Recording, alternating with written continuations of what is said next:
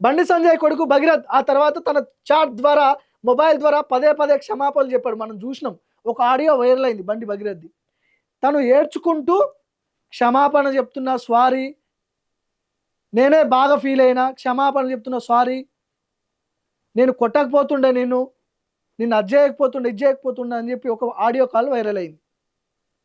మరి నువ్వు తప్పు చేయనప్పుడు ఎందుకు క్షమాపణ అడిగినావు? ఎందుకు ఏడ్చినావు? ఇవన్నీ వస్తాయి కదా ఖచ్చితంగా. బాధ కలిగించినట్లు అంగీకరించి క్షమించమని వేడుకున్నాడు బండి భగీరథ్.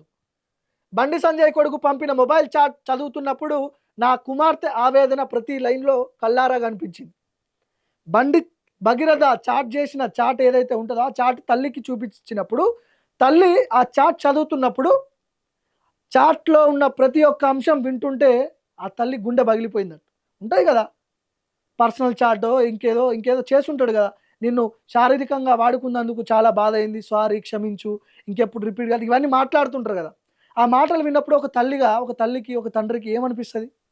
2026 జనవరిలో ఈ సంఘటన తర్వాత నా కుమార్తె మరింత మానసిక స్థితి క్షీణించింది. ఒక్కతే కూర్చొని ఏడవడం, ఆత్మవిశ్వాసం కోల్పోవడం, ప్రతిరోజు నరకం అనుభవించడం చూశాము.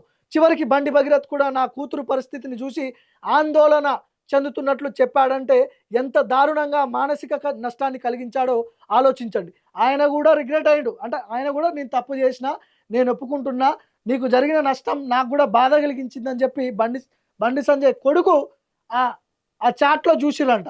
ఆయన ఆయన చాట్ చేసినటువంటి ఆ టెక్స్ట్ మెసేజ్ ఒప్పుకున్నాడు కదా, ఇంకేంది.